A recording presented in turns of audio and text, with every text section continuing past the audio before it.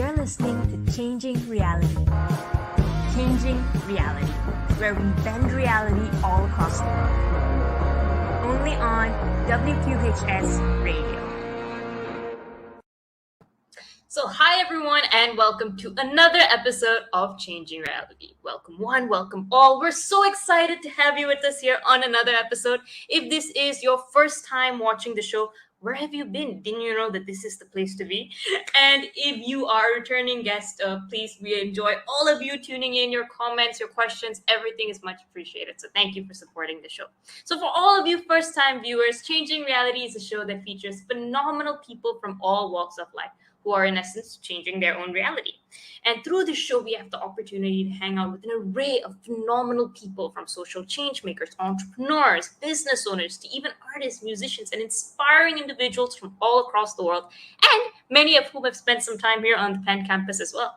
And by hearing these brilliant stories on how they managed to not only change their lives, but reciprocally change the lives of those around them, hopefully we'll be able to pick up some nuggets of wisdom that we can use in our own journeys and shorten the learning curve that we are taking towards our own goals and dreams. And I wanted to do this show simply because I feel like there are so many people out there who do phenomenal things and make waves in the lives of those around them.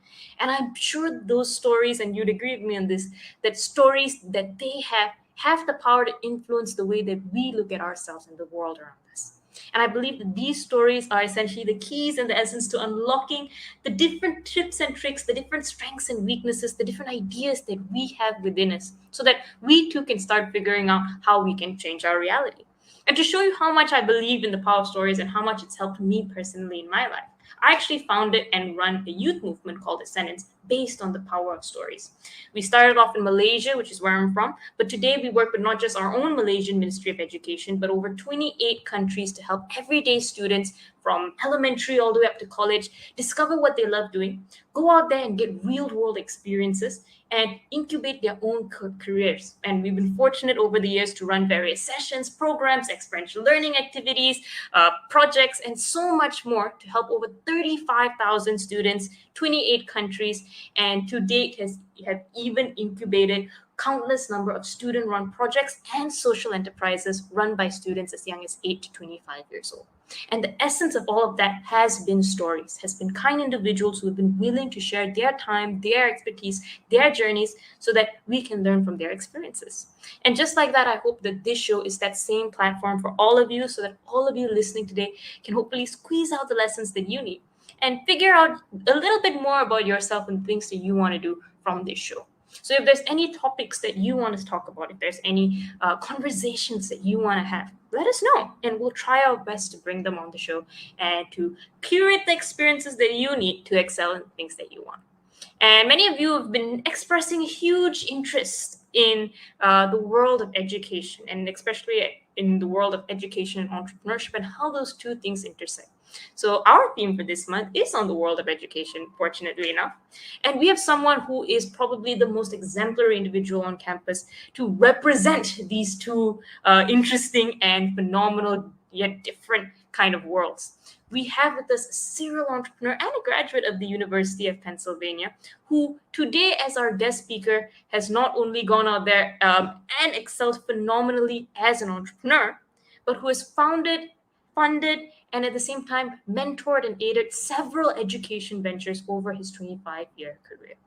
He started his career as a strategy consultant in KPMG, where he actually performed market research for the commercial development of space, which in itself is crazy and a huge different world in its own right.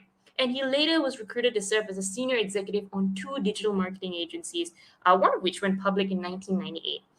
From there, he pursued his passion for public education, started his own Edtech incubator where he co-founded PACE, the Partnership for Academic and Community Excellence, which has gone on to actually connect millions of parents in all 50 states across the US. They basically help, they are basically a school-to-home communication network, and as I said, have helped thousands of K-12 students across the country to actually have the resources to get connected from school and home. And they were sold to NTI Group and then to Blackboard for $182 million, which is again, out of this world. And today, our speaker serves as an entrepreneur in residence and the director of innovation programs at Catalyst at the Penn Graduate School of Education.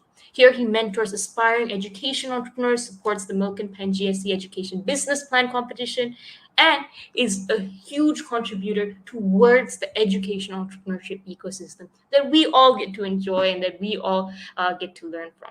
So, without further ado, I think we have waited long enough to meet the legend himself. So, let's invite our speaker onto our virtual stage. Welcoming John Gamba. Hey Arsha, how you doing? Great introduction. I love the passion and I love the energy. It's great to be here. Well, it's a bit scared. Like I don't think there's a way to read your introduction that is boring. So I don't think that's it's essentially a apt praise, because you have done so many phenomenal things. You have created, you have mentored, you've guided. So thank you so much for being on the show to actually share your experiences with the wider Penn community.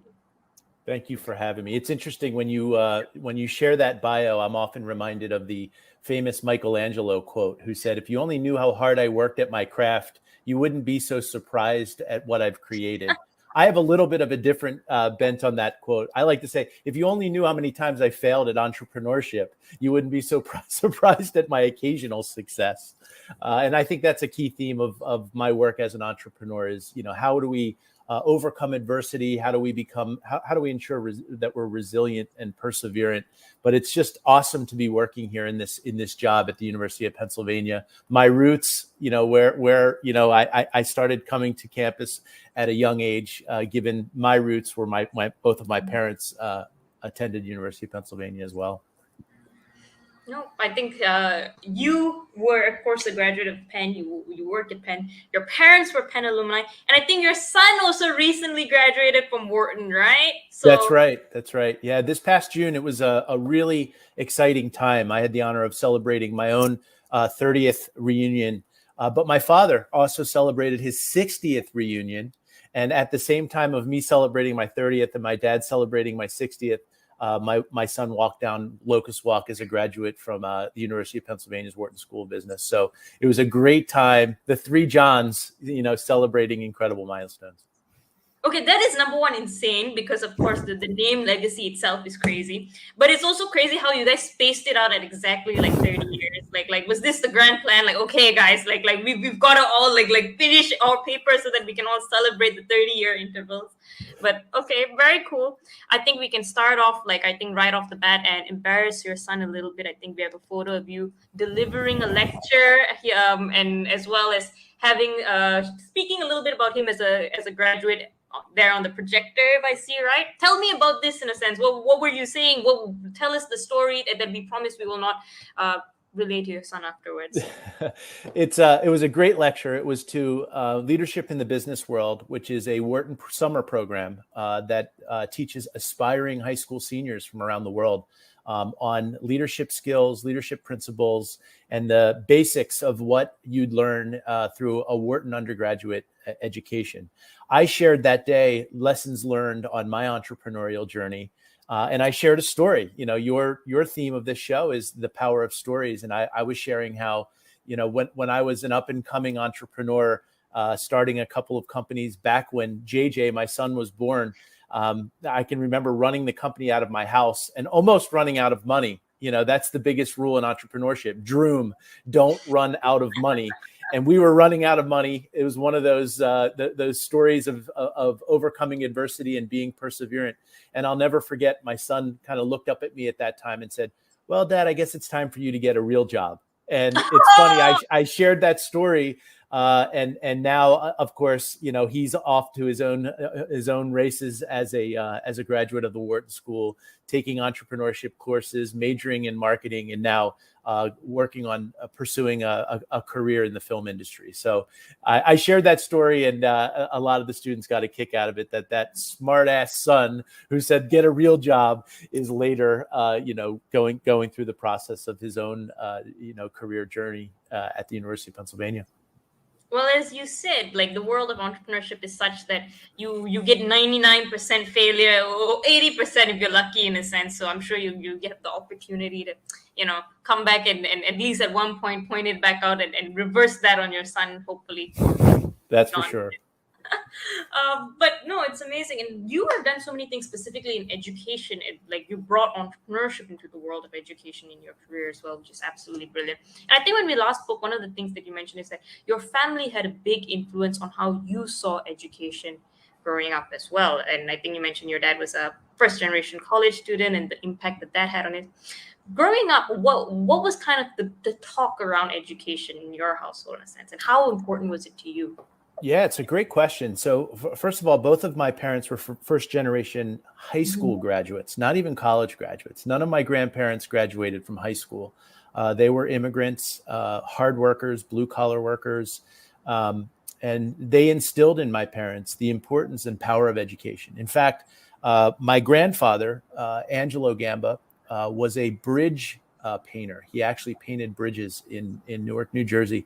And he would never allow my father to hold a paintbrush because he worried that he'd like it.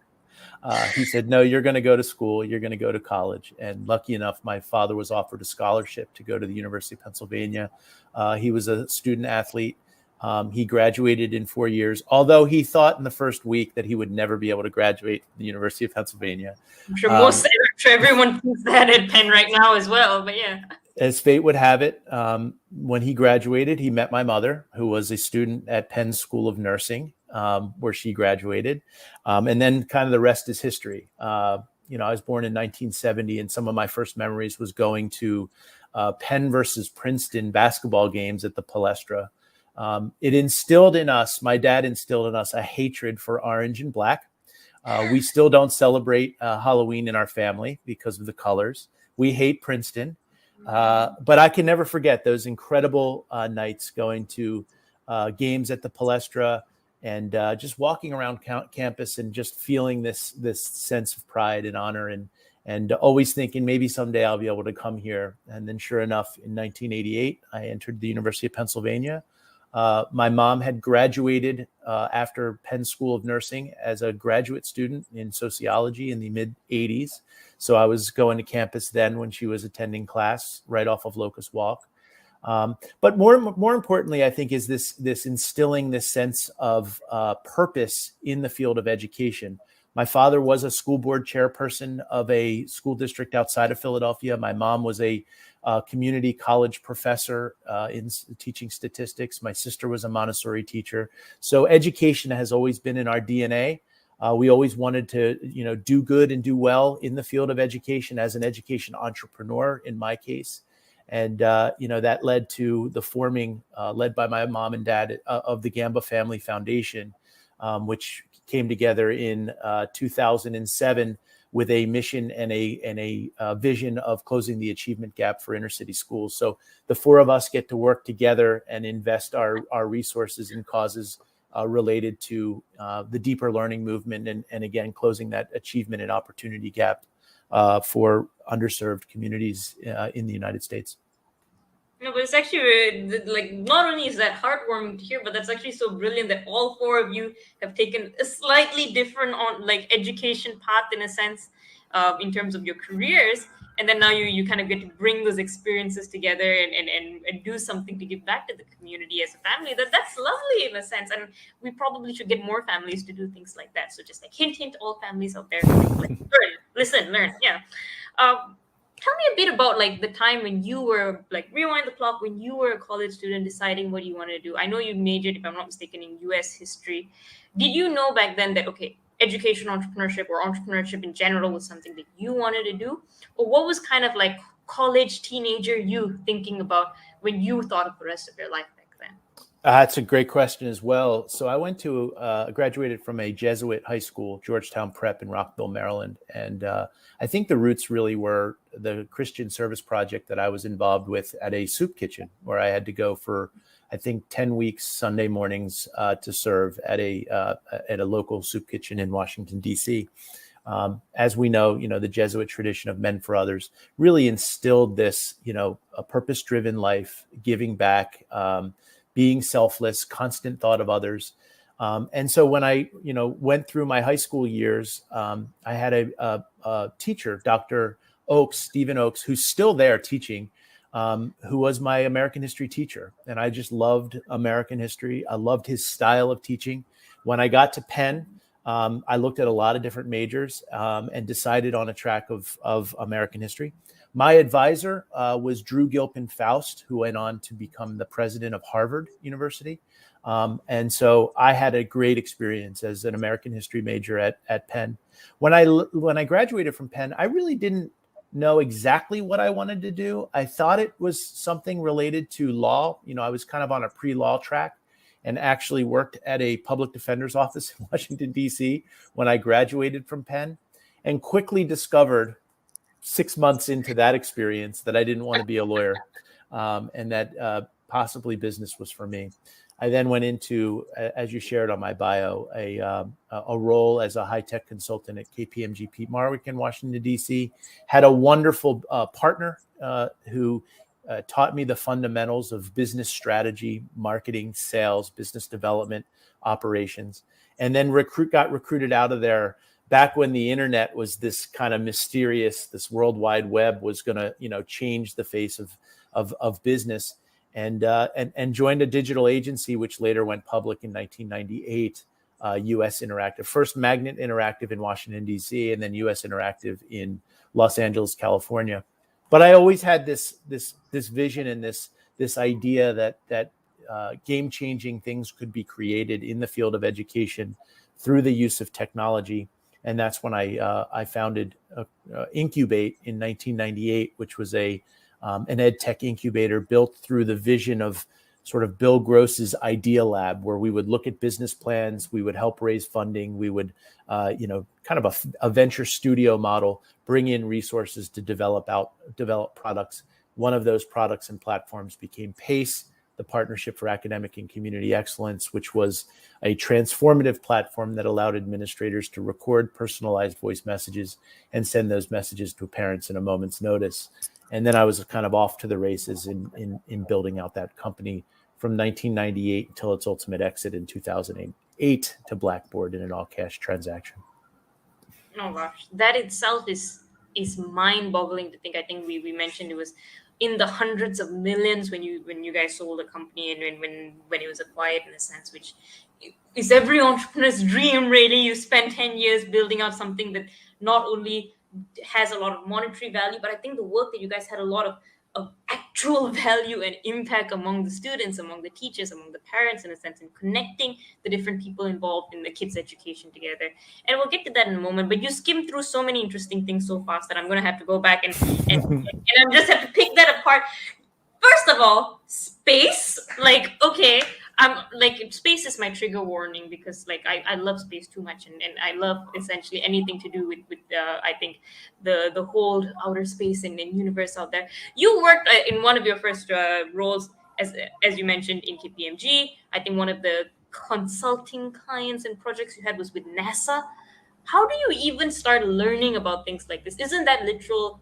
They say, I'm not a rocket scientist, right? That's quite literally a rocket scientist's kind of forte. So as someone coming out of college, figuring out, okay, first thing that I did, it wasn't really my cup of tea. How did you get sucked into something that was equally complicated and completely different in a way? Yeah, this is a great story. Again, the power of storytelling. After my experience as working in the public defender's office, I had a friend who just said, "Hey, we're looking for program analysts and consultants in the strategic, the strategy division of KPMG. Come in and interview." I went in and interviewed. They said, "Hey, you went to Penn." I had a concentration in the Wharton School of Management, so I had a little bit of a business background. I was hired, and the partner and manager said, the first place we're going to put you in is in the commercial development of space division, where you'll be doing market research and analyst reports on the commercial development of space. I was like, I'm in. And it's funny because I had no interest in this at all. Fast forward, I had no interest in the commercial development of space. But I will tell you that fast forward, 30 years, my wife is an Ancient Aliens space fanatic. So when I tell her these stories of how we were doing market research on crystallization in space, low Earth orbiting satellites from Orbital Sciences, and what that could mean from a medical science standpoint, what that could mean from a remote sensing standpoint, all of your maps, all of your crop images, all of this was kind of the roots in the mid 90s when I had gotten involved in this division at KPMG, where NASA was our largest client. So I did a lot of market reports. I was published, and I learned a lot about LEO and GEO satellite systems, low Earth orbiting and geosynchronous satellite systems, which is kind of the roots of what we see with Elon Musk and SpaceX and a lot of what's going on right now in the commercial development of space. Know nothing about it now, but that was the roots of my my business experience. It's terrible that you didn't like space. It's terrible, and oh my God, that this quite literally an out of this world opportunity and an out of this world career, pun intended. How do you, like, again, in a sense, one of the things that's quite interesting in your stories, you did so many different things even before you found your niche in education, entrepreneurship, and this. How do you train your mind to pivot and learn so quickly in each of these new roles? Again, public defender's office, and then space, and then you move into I think even like digital media before you actually find that niche. How do you start learning and relearning, and when do you know when it's time to move on to the next thing? Yeah, I think there was an innate curiosity in anything I did. As I was growing up, I was just curious about sports. I was curious about business. My father was a business executive in a Fortune 500 company, so I kind of watched, and ultimately he became my mentor. I became curious as to what does differentiation mean? What does a value proposition mean? How do you develop a mission, vision, and core values in a business? So there was an innate curiosity there. When the internet and the World Wide Web kind of started developing in the early 90s into the mid 90s, I just read anything and everything. Wired magazine, Snow Crash by Neil Stephenson, just a lot of different things that said the world, what is a database, and who is, what is Oracle and what are they doing? A lot of great mentorship, a lot of great opportunities to work with people who are pioneers in this field. I mean, we were literally putting up some of the first branded websites on the internet: Mercedes-Benz, Kellogg's, Fox Entertainment, and it was just a great experience to think about what the future of digital technology would hold. What would we do when we went beyond just branded websites into e-business applications, multi-tiered applications, e-commerce. And that kind of became the basis of, wow, how can we transform education by applying certain digital technologies to transform the way that education does business? And that kind of was the roots, and came up with this best practice, BEST, which was a framework for developing new business plans and business strategies in the world of education and education technology. And the rest is history. I'm still using that methodology and that framework in the work that I do right now as entrepreneur in residence at Penn's GSE. Crazy. And I think like your time at, I think, Magnet Interactive, if I got the name right, you work, yes, on entertainment, but also on edutainment. What is that, in a sense? Where did you guys come up with this, and what does it look like? What did it look like? Yeah, so one of the projects that I worked on was the Vietnam Wall, stories behind the Vietnam Wall. And we had this vision that not only could CD-ROMs at the time or digital technology be delivered through the lens of entertainment, but we could also use it for edutainment, so education and entertainment, to engage students through the power of stories. And we had a producer who was a Vietnam War veteran who tracked 15 stories of names that were on the Vietnam Wall, who they were, what was their background, what did they do, what was their role in the Vietnam War, and how has their legacy since they passed moved on. And those stories, those relics, what's been left at the Vietnam War Memorial was all chronicled through this edutainment title. So that was just one of many different edutainment titles that we developed, produced, and distributed through Fox Home Entertainment in Los Angeles, California. Tell me about your experiences then. How do you come up with these ideas, in a sense? Because entertainment in itself is tough. Education is out of this world difficult. How do you bring these two things together, in a sense, which at a glance may look completely opposing. And I know now we've got a lot of educational content that is extremely entertaining. But this was again when things were first starting out, like back when they were CD-ROM. So how did you start kind of like pitching and putting together ideas that were both entertaining, engaging, and educational? Yeah, I mean, I'm a big fan of the lean startup methodology. You know, the Eric Ries has a book. I'm really a big fan of a lean canvas, not necessarily a large, 6,500 page business plan, but it starts with a problem and a solution, and then wraps with all of the different components of what makes a good business. What is your target market? What is your value proposition? How do your strategies turn into tactics and deliverables and objectives and key results? But for me, with the best products, always started with a problem, always started with a solution, always started with a quantification of the market and a value proposition, a theory of action or a theory of change that was rooted in research that could be converted into a prototype or an MVP, a minimally viable product that could scale over time and be developed into a scalable solution that's solved a real world problem.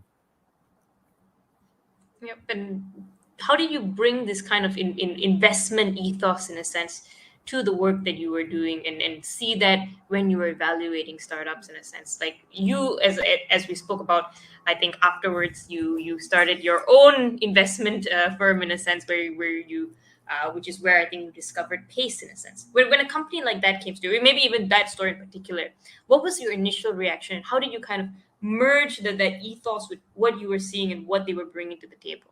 Back to the power of story, right? I talked high level just a moment ago about a problem and a solution, but let me bring it down to a story. So I was sitting in my office and a gentleman came in with a backpack memo, and the backpack memo had an apple juice stain on the backpack memo. And he threw it down on my desk and he said, "Darn it, John, is this how we're communicating with parents in schools these days? Still a backpack memo?" I was like, "Bennett, what do you mean? What's wrong?" And sure enough, on the backpack memo from his kindergarten son, there was an apple juice stain on the date and time of back to school night. He had gone to back to school night the night before, and the custodian said, "Sorry, sir, back to school night was 2 nights ago."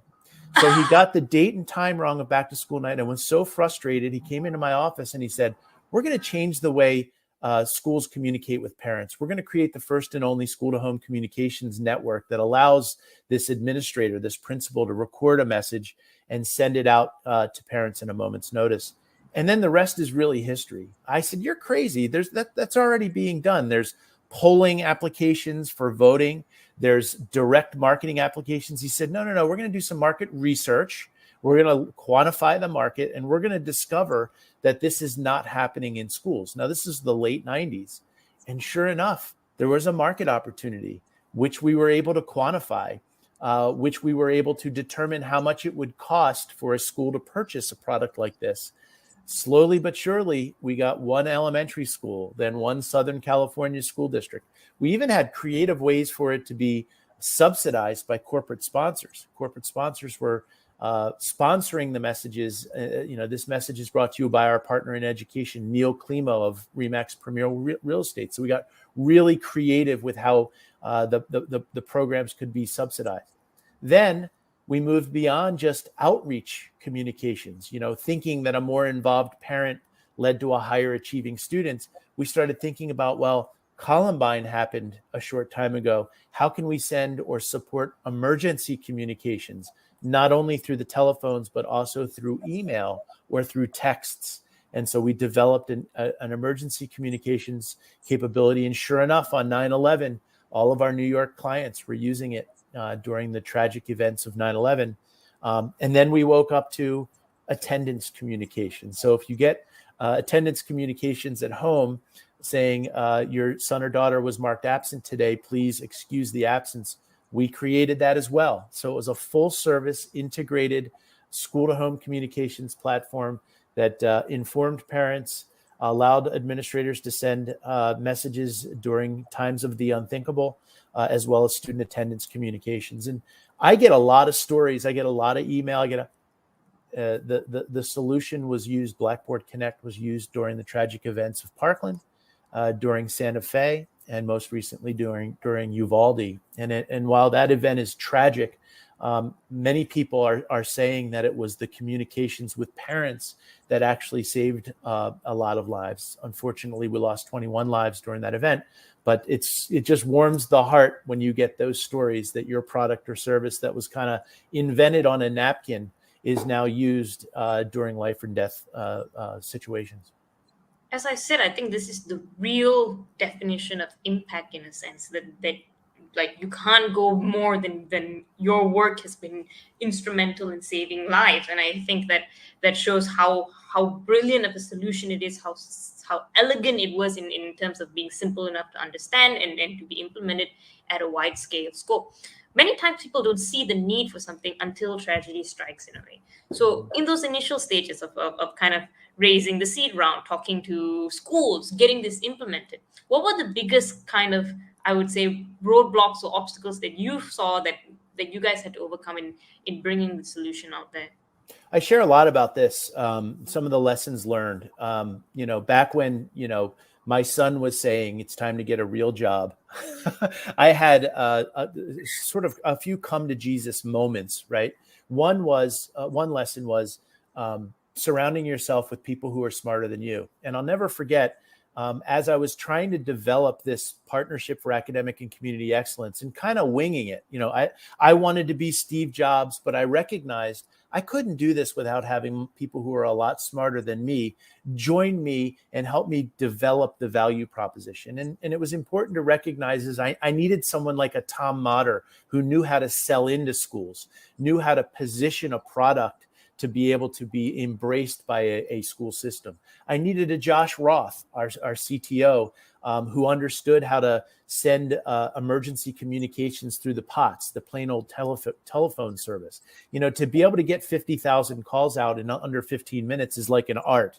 I had no idea how to do that. So I had to surround myself with someone like Josh, who was super smart. I had to bring in someone like Gigi Goodling, who was my general counsel, who said, hey, you're selling into schools. You need to be thinking about COPPA and different privacy and security, FERPA. I was like, COPPA and FERPA. I had no idea what any of this meant. But if I tried to do that alone, the lesson learned there is bring in the smart people who can understand and think of things through the lens of legal affairs, sales and marketing, technology. So it was the weight of that thought leadership of my team that allowed me to excel and take that product, service, and solution to the next level. Very, very important lesson. I couldn't do it alone. And if I did, I probably would have failed many more times than I actually did before I actually got it right. I know that every entrepreneur, in a sense, struggles with finding the right founding team and finding the right people in it. For you, in a sense, how do you go about maybe bringing together, or at least knowing who is the right person to bring in at what point in time? Because you've got different needs as you're growing a business. Not everything is important at the same time.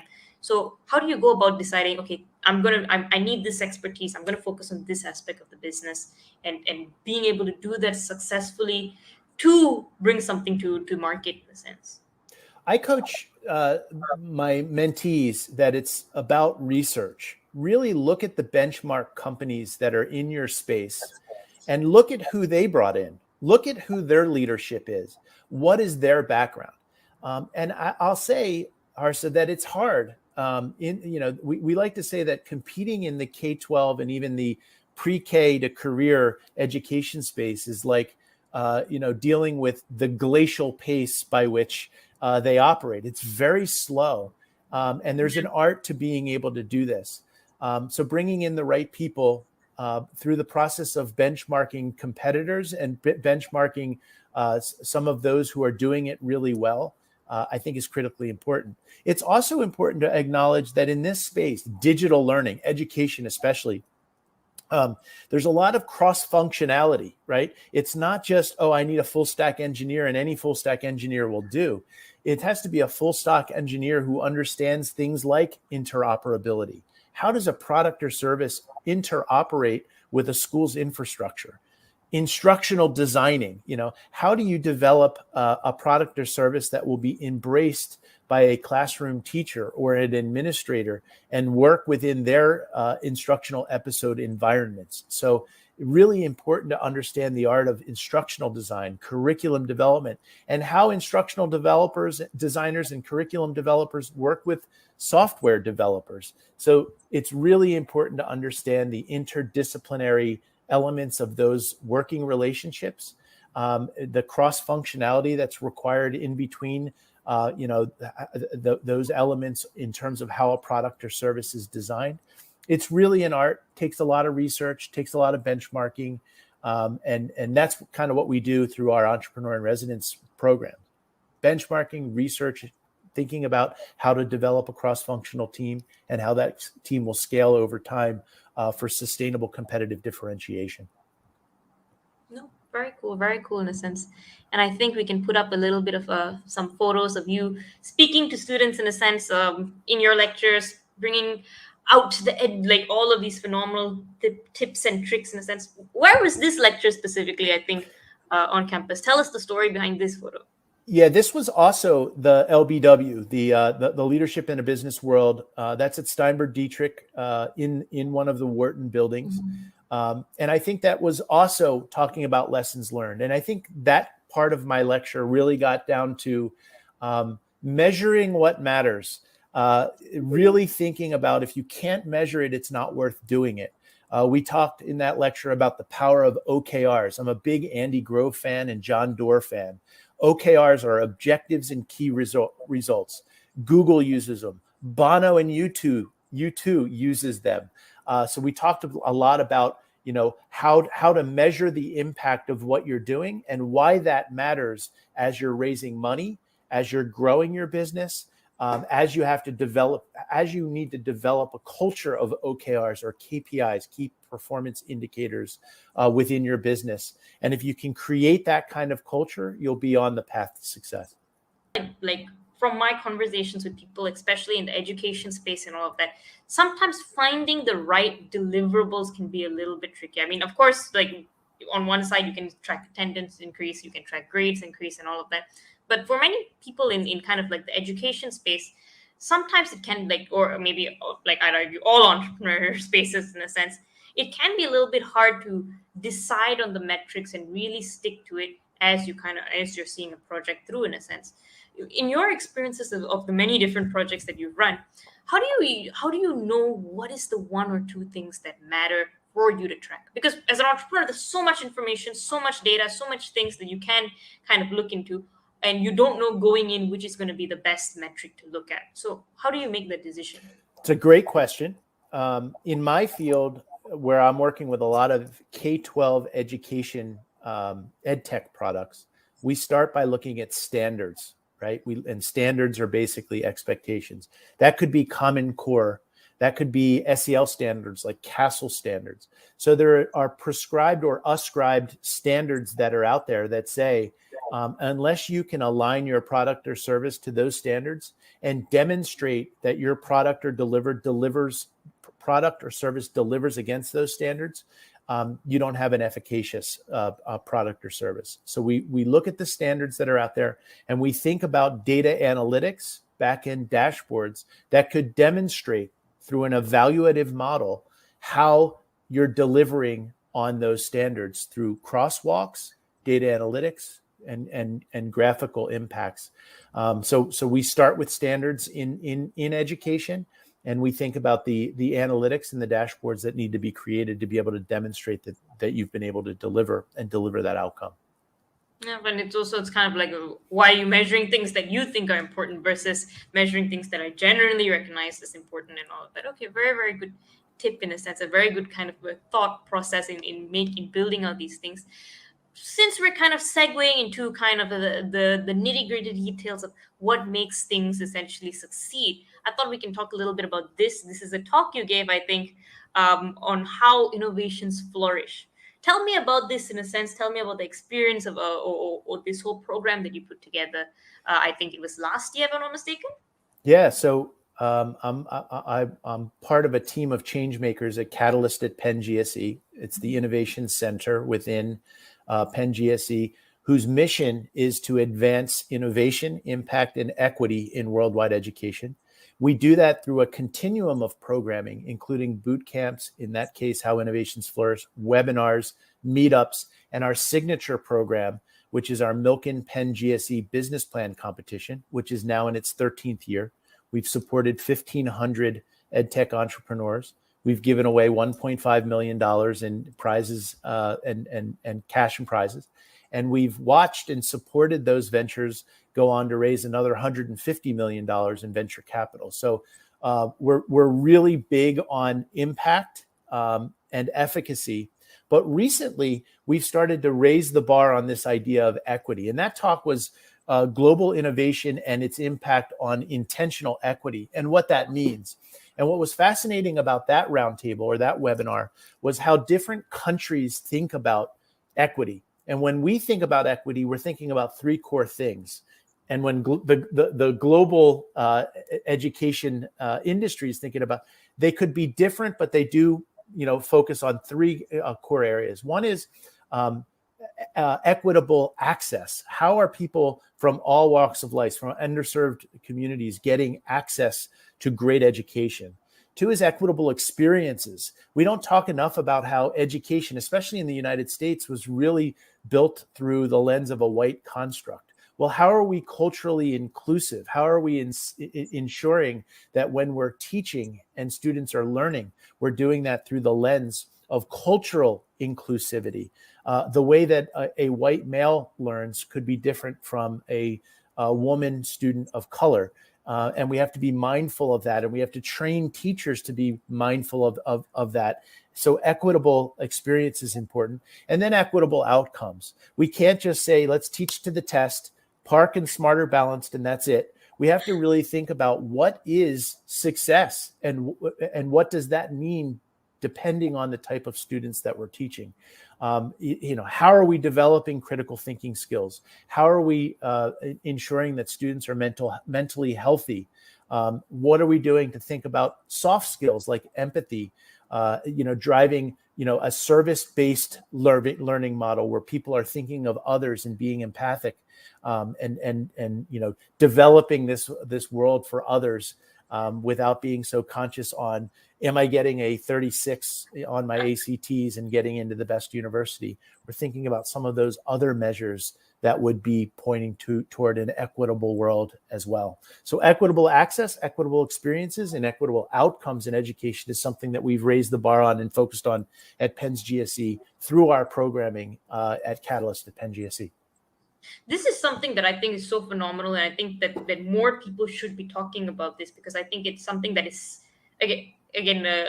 simple to think about, but not easy to do in practice in a sense, and it's not something often easily implemented, even though we all can agree that is logic in a sense, and that makes a lot of sense when you think about it objectively. How do you go about driving these changes in the level of policy, or at the level of kind of the school-wide level in a sense, beyond individual conversations? Or where does it start? Where does this change start? I come back to OKRs, objectives and key results. We can talk all day long about equity, but unless we're institutionalizing them in the programming and measuring the outcomes of how you're delivering on that vision, mission, and core value, you're not doing it. I'll give you a perfect example. In our rubric for the Milken Penn GSE Business Plan Competition, our measures of what made one of those or 7 of those 250 applicants a finalist and 4 of them winners really was driven, when I first got to Penn GSE, around innovation. We had an innovation index. 2 years ago, George Floyd, Breonna Taylor, all of these systemic issues that we're seeing, we said, no, we're now going to build a new rubric, publish it, let the applicants know that we are measuring your value through our program, through our competition, based on your acknowledgement and achievement and delivery on this rubric that involves intentional equity. Are you a founder of color? Are you really focused on equitable outcomes, equitable experiences, or equitable access, and how?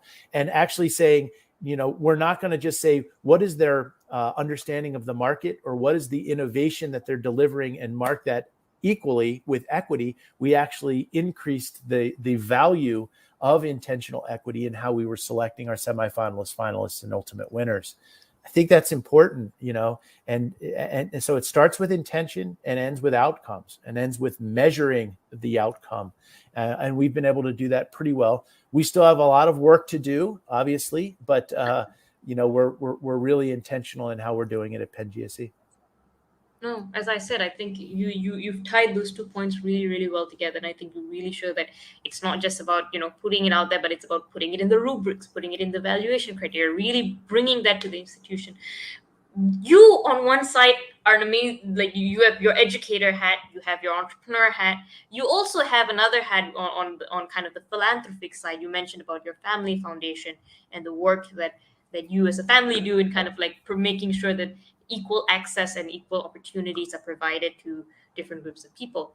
Tell me about how you see in your head, at the very least, how these different parts come to being. Some people say, oh, entrepreneurship is all we need, philanthropy can take a back seat. Others think, philanthropy is all we need, entrepreneurship and innovation can take a back seat, in a sense. So you have all of these different components when you come in and approach problems in education.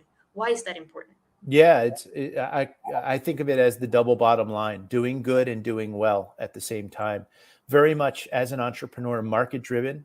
I believe in capitalism. I have a lot of debates at Penn GSE regarding whether education should be free, whether education should be valued through an economic capitalistic lens. I am a fan of public education, public free education, but I'm also a fan of innovation through the development of market-driven products and services. So there's a balance there. In terms of the philanthropic work, the Gamba Family Foundation was really born through this vision of serving the underrepresented communities in our country. As an aspiring entrepreneur, I walked through the halls of so many school districts where I said, wow, that's ripe for disruption. All of us have a business lens in our family. My mom, my dad, my sister, and I. Marketing, management, entrepreneurship, and my mom, as grew up in a family of entrepreneurs as well. So we're very much market driven, but also purpose driven. And there's certain things that we really believe in, like the deeper learning movement, not being so focused on teaching to the test, but developing critical thinking skills, creative problem solving skills. Students working in teams, character development. Really big fans of Angela Duckworth and her work in the character labs. And how we're developing, character and grit and developing a work ethic. We think is so critically important as we look out into the world and see some of these systemic inequities. What can we do to drive the power of self-awareness, self-esteem, self-direction, and incorporate some of that programming into the world of education? And that's where we're excited about allocating our funding. And we're not that big. My sister is the executive director of the foundation. We just gave away our millionth dollar, which we're very proud of. And we continue to, run the foundation like a business where we're measuring all of our investments and tracking the impact over time. Very well said. I love that you brought up Angela Duckworth. I'm a positive psychology major, so again, like full fan of that in a sense. And personally, because of the work I run in education, and when I was choosing what to do for college, I was thinking, do I go the business lens? Do I go the character development lens in a sense? And I always thought, if I really want the work to flourish, part of it would also be looking at individual students and understanding the science of that a little bit more. So yeah, like you mentioned, Angela. So you're a fan of Marty Seligman. So that's a really big program here at Penn. There's also a really a growing program within Penn's GSE called the Center for Human and Optimal Development, and Dr. Nakala's work in possibility science. So not only positivity, but also possibility science. What happens when a student, a young student, especially from underrepresented communities, has a sense of possibility, that they think that whatever they want to do in life is possible, they can do it. So it's not only just positivity, but also possibility. And then what happens when you look at that through the lens of both? Somebody who is both positive and thinking that things are possible, then the real fun begins in terms of the research and what those students are capable of over time. And then unfortunately, what's the impact of those who are not positive and don't feel like anything's possible? And that's when we see aberrant behavior. That's when we see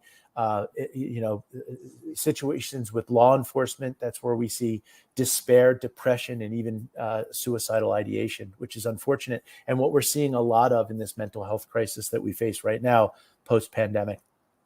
Oh gosh, you've just doubled my reading list. This is terrible for me.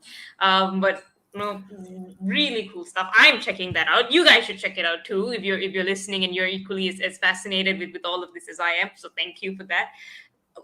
I am very sad that we have apparently reached. Wow, that flew by, didn't it? We can keep going for a while. As I said, you have too many experiences to talk about. It's very sad as a listener, in a sense, that we have to bring this interview to a close. I normally do a wrap up, but I think we spoke about so many amazing things that I'll just end with in a sense this question, that you are someone who you have an amazing environment in a sense that seems to have shaped certain aspects of the work that you do. You come again from family of both business and entrepreneurship, and at the same time of having the education aspect mixed into it, and you've brought that to, I think, the next level in your own career.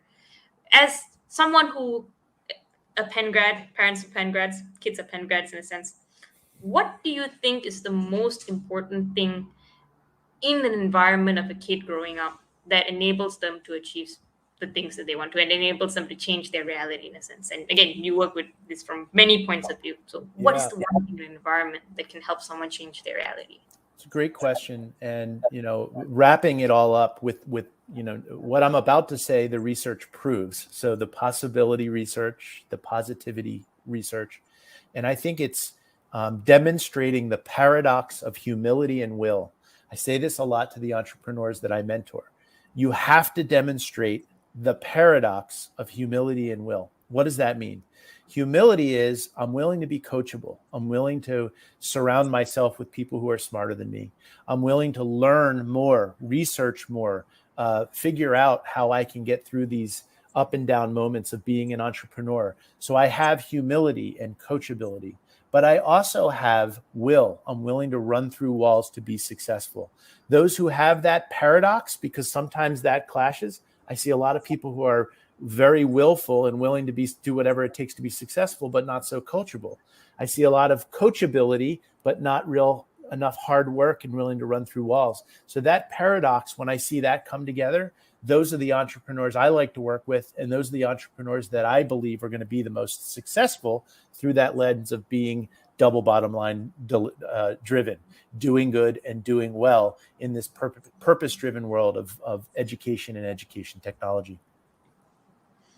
Okay, that was the best wrap up I could have hoped for. And the evidence proves it in a sense. I'm very excited now to go and check out all of this new information that I have digested.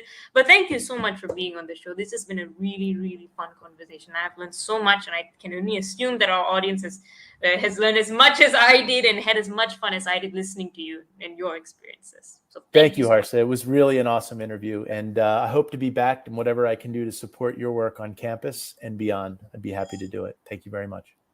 Oh, you're too kind, and I really do appreciate that. To our audience, thank you as well for joining us on today's show.